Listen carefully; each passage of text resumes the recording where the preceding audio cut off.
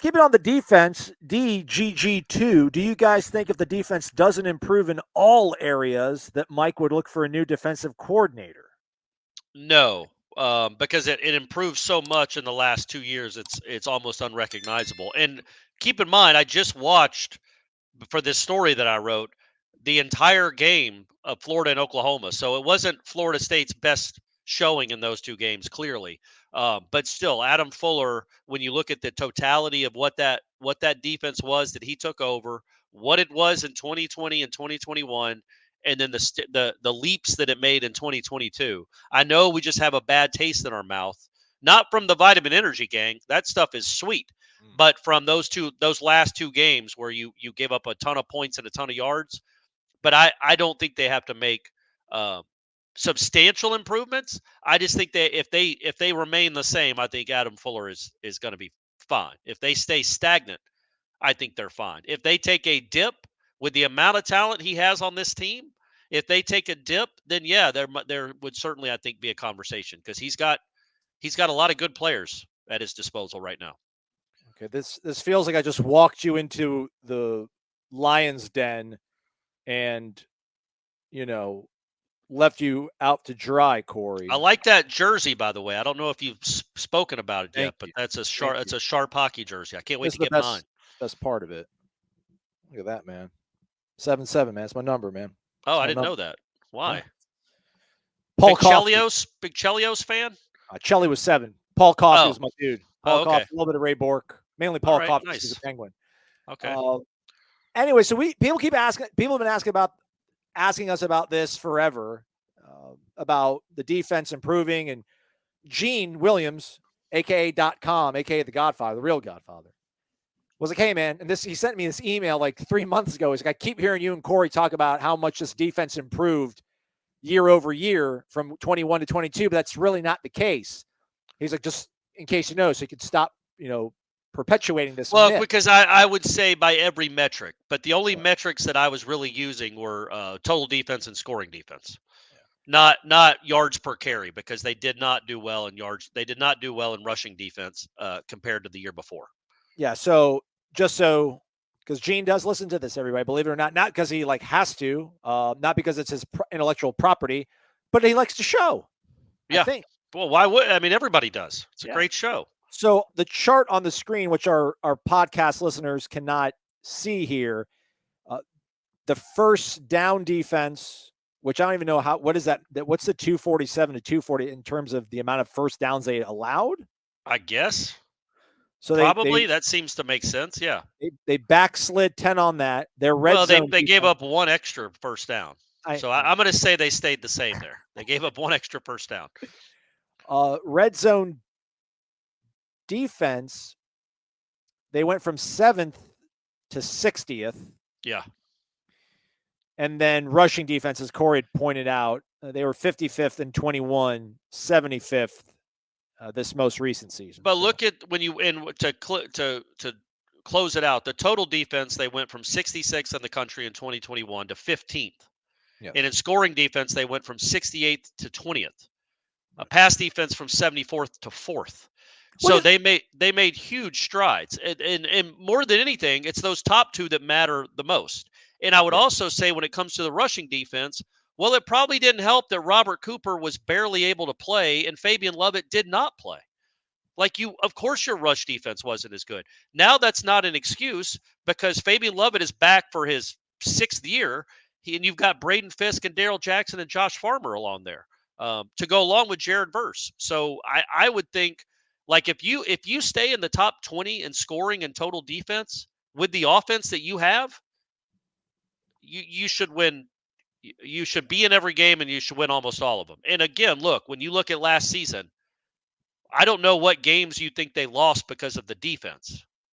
I mean, maybe Clemson with that weird stretch. Probably Clemson. Clemson would be the one because Clemson did not have a good offense.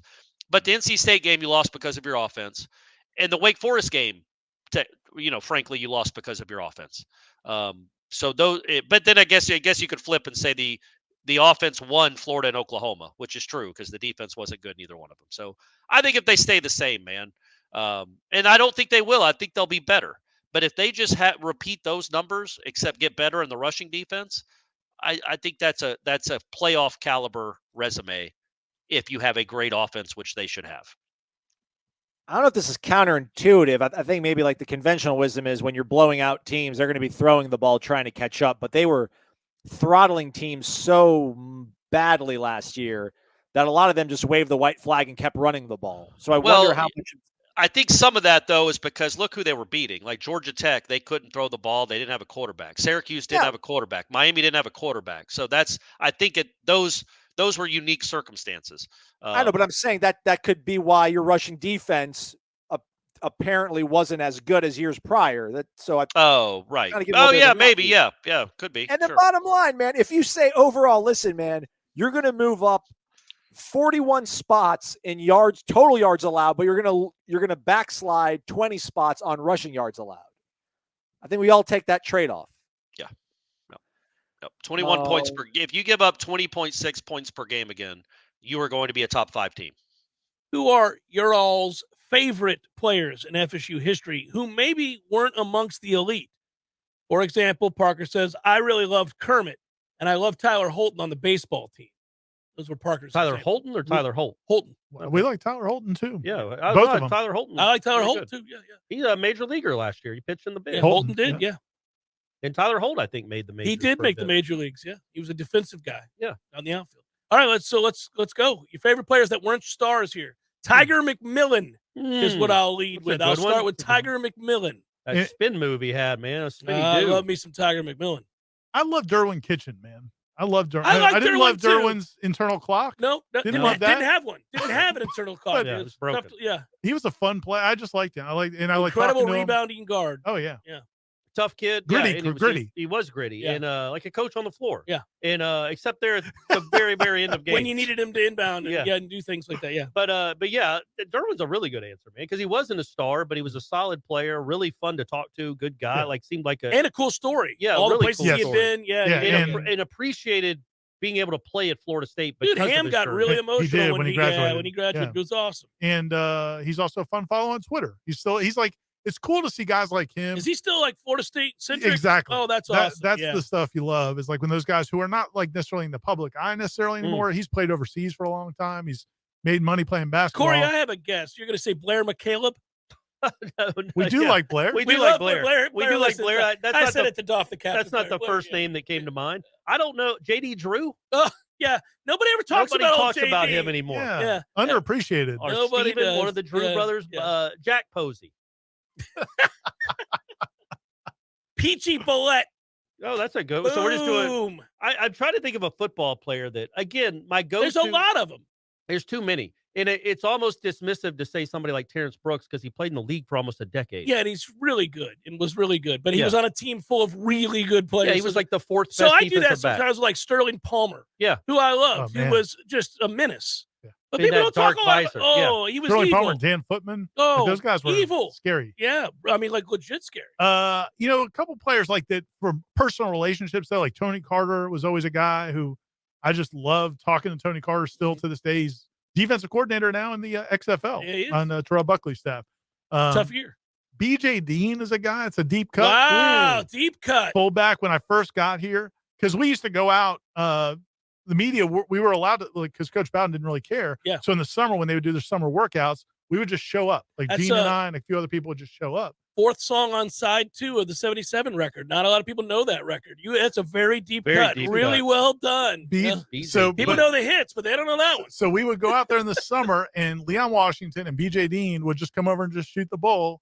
And so I got to know them really well. I love Leon too. Yeah. But BJ was just like, having like just a buddy, like a. You know who I liked a lot was Clint Trickett. I like Clint a lot too. Yeah. Good call. Yeah, he's up there too. All right, there it is. Todd Reboll.